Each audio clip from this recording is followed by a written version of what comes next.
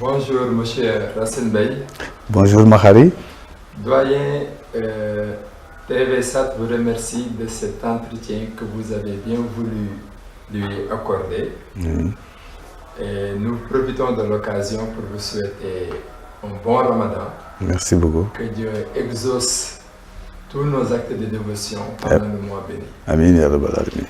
Voilà, doyen, nous sommes là aujourd'hui pour vous entretenir d'un événement qui fait date dans l'histoire politique du Sénégal, à savoir mai 68. Mai 68. En tant que 68ard, voulez-vous nous entretenir de ces événements? Quelle a été la genèse de cet événement, mai 68? Merci Mahari.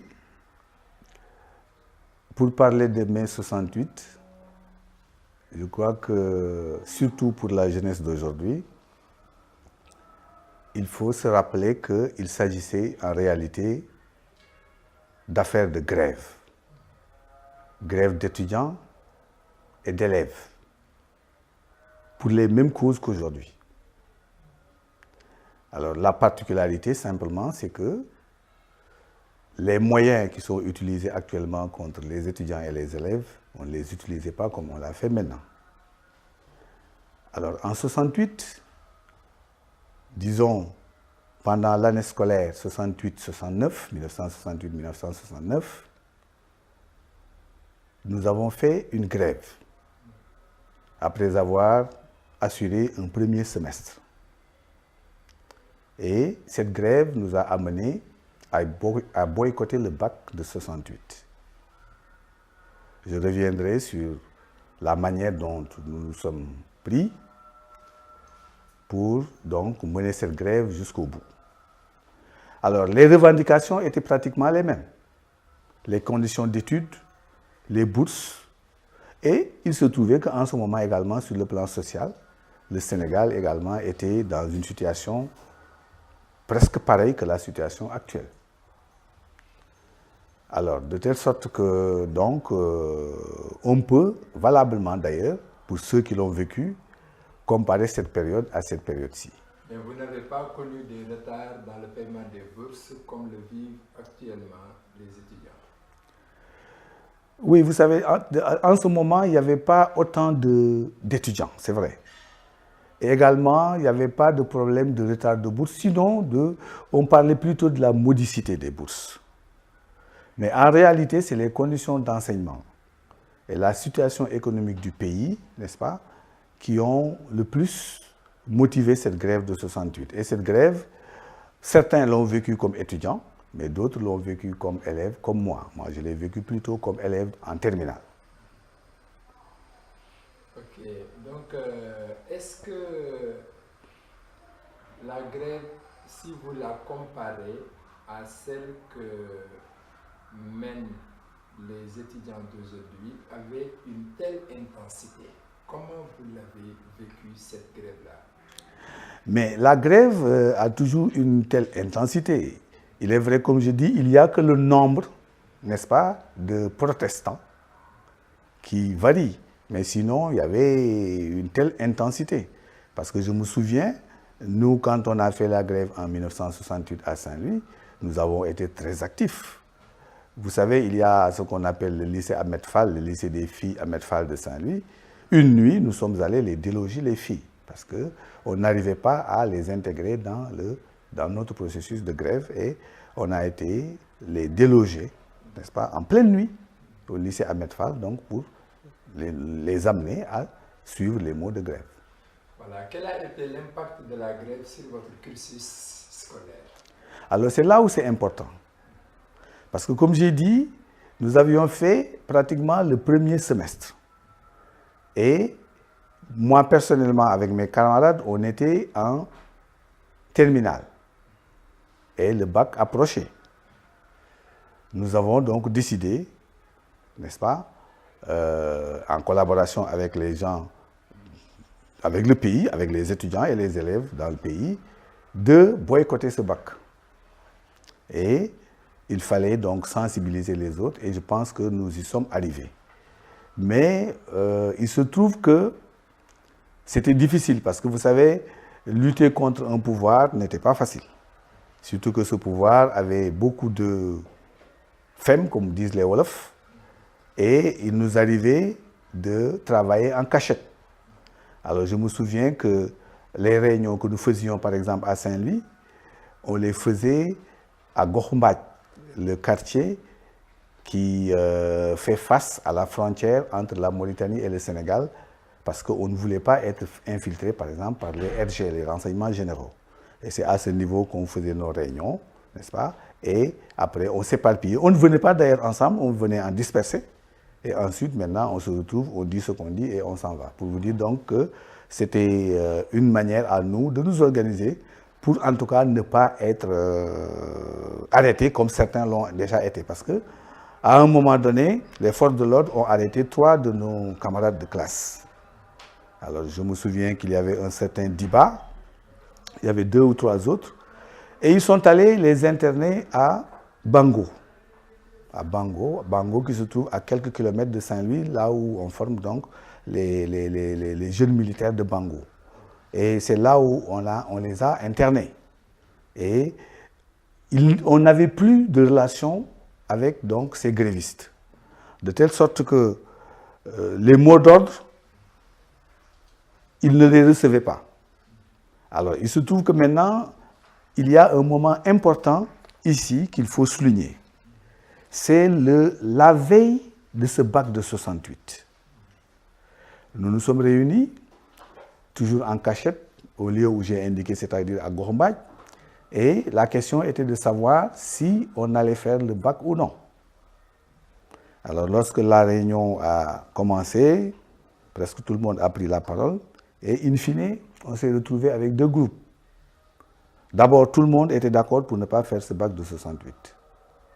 Ensuite, certains ont dit que néanmoins, il faut empêcher aux autres qui font le bac de le faire.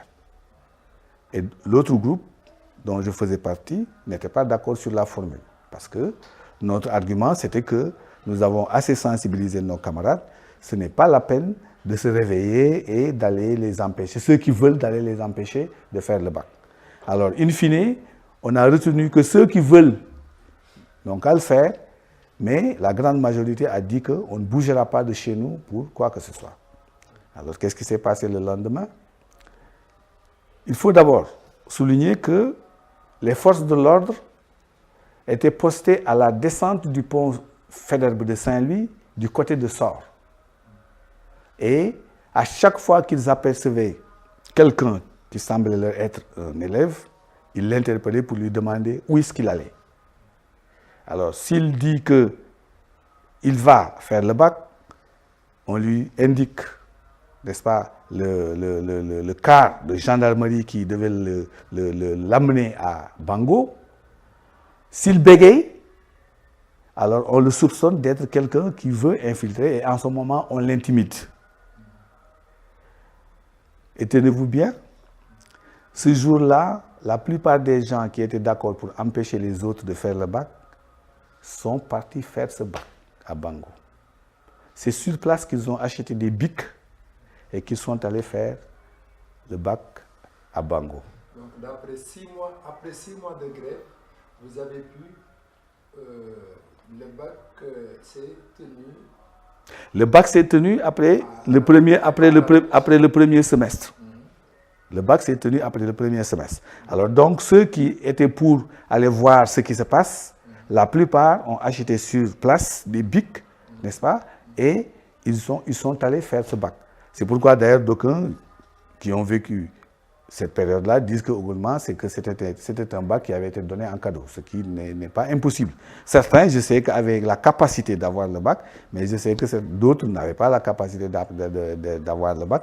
Et il semblerait, parce que je n'en suis pas sûr, il semblerait même que c'est un bac qui a été donné en cadeau à beaucoup de gens. Toujours est-il que nous avons refusé donc de faire ce bac. Et à la suite de cela, on nous a renvoyés. On nous a renvoyés. Et j'ai ici le bulletin de 1968 qui m'a été adressé par le lycée Charles de Gaulle. Et si je vous lis ce qu'on a écrit, c'est ceci. Élève qui ne sera pas repris dans un établissement d'enseignement. Scolarité terminée.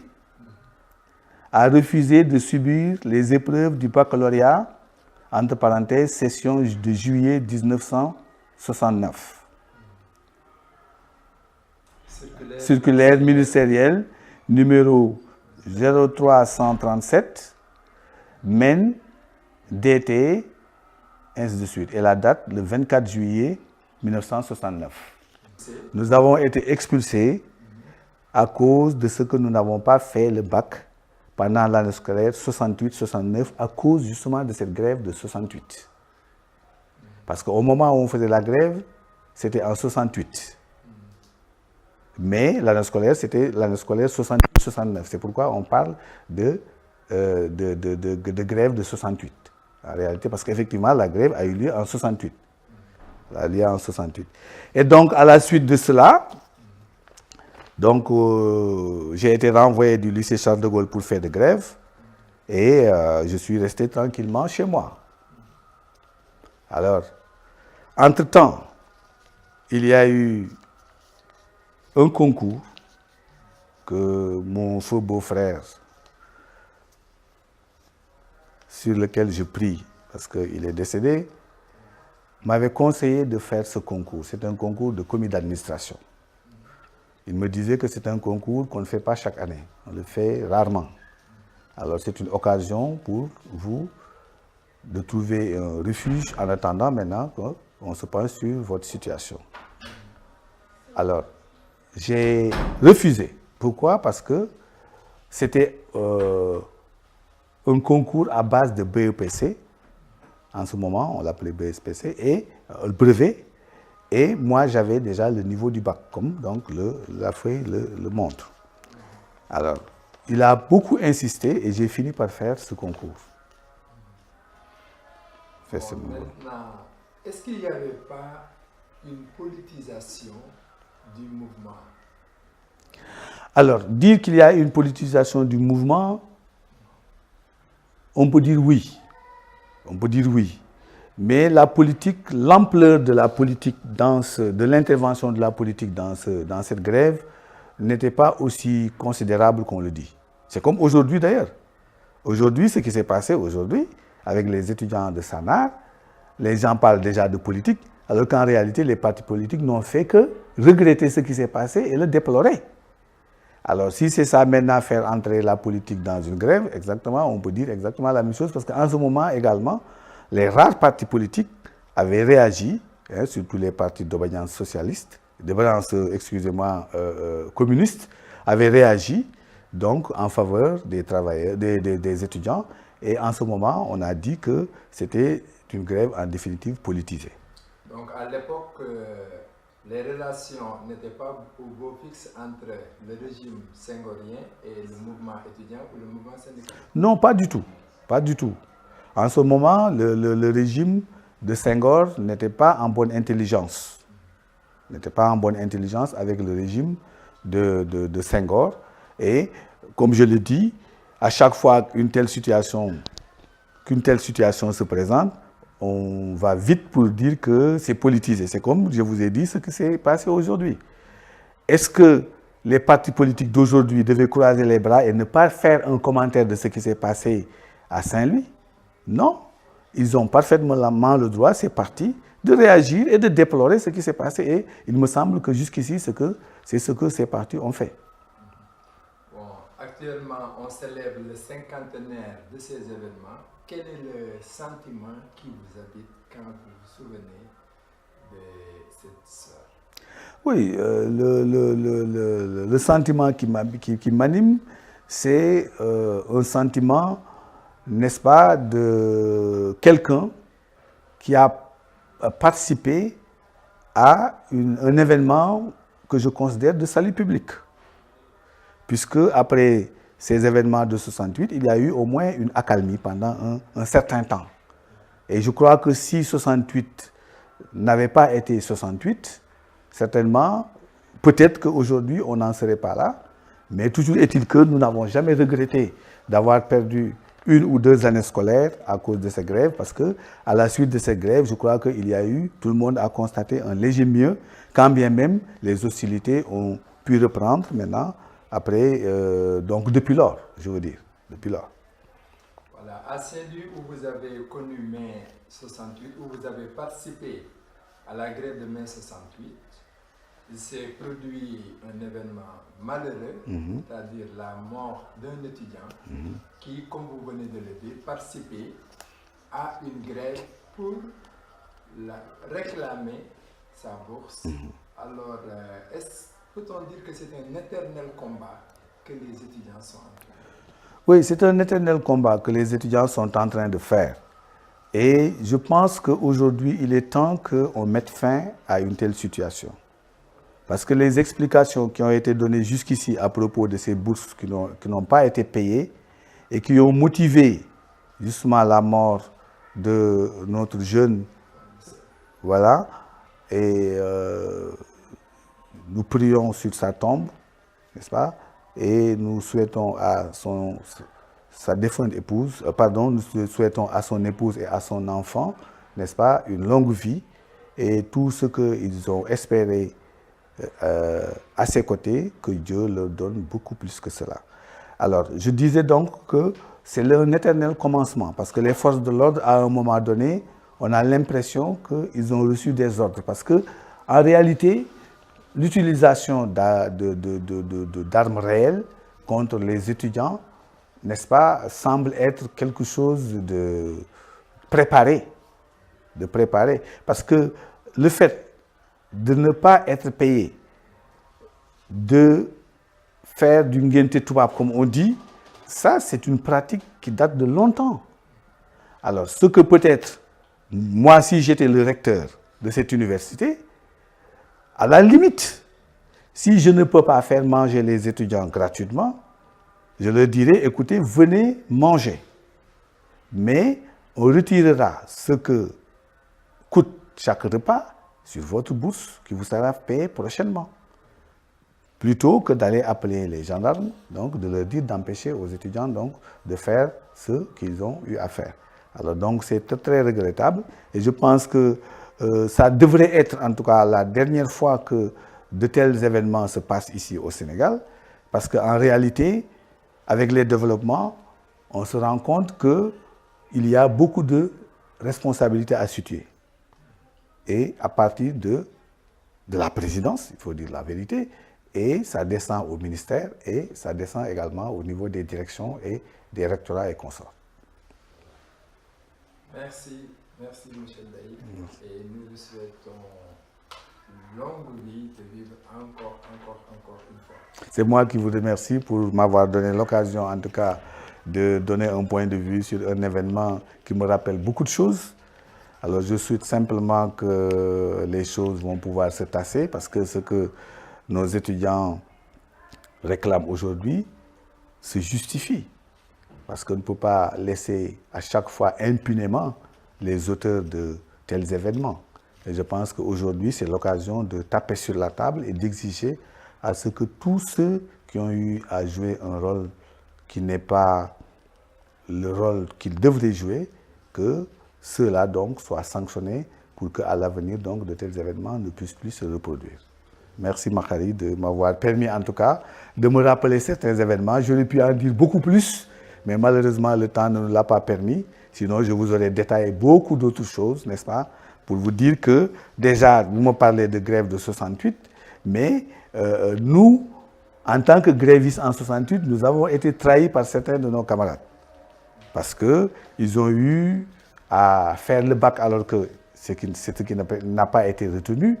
Mais aujourd'hui, quand on se regarde les yeux dans les yeux, je crois que s'il y a quelqu'un qui doit baisser les yeux, c'est eux, c'est pas nous, n'est-ce pas? Et j'en connais déjà qui sont dans les sphères, dans les hautes sphères de l'État. Merci. La version Wolof.